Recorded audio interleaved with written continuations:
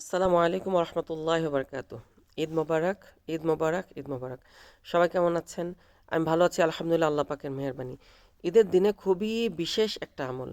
কেউ যদি ঈদের দিনে ৩০০ বার এক বসায় অজুর সাথে যদি ৩০০ বার পড়ে, সুবহান আল্লাহ বিহামদিহি, আগে দুরূদ শরীফ এবং পিছনে দুরূদ শরীফ, তাহলে উনি এটা পড়ার পরে হজরতে আদম আলাইহিসসালাম থেকে নিয়ে কিয়ামত পর্যন্ত যত মানুষ ইন্তেকাল হবেন, সমস্ত মানুষের রুহের মাখরাতের জন্য যদি বসকায় দেওয়া হয়, তাহলে আল্লাহ সুবহানাহু ওয়া তাআলা প্রত্যেকটা কবরবাসীর কবরে ১,০০০ নূর দাখিল করে দিবেন।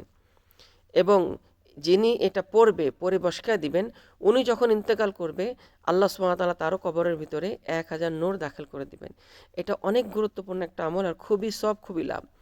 এই জন্য এই আমলটা করার জন্য বেশি কোনো কিছু প্রয়োজন নাই। অজুর সাথে করতে পারলে অতি সওয়াব, যদি করতে না পারে কোনো অসুবিধা নেই।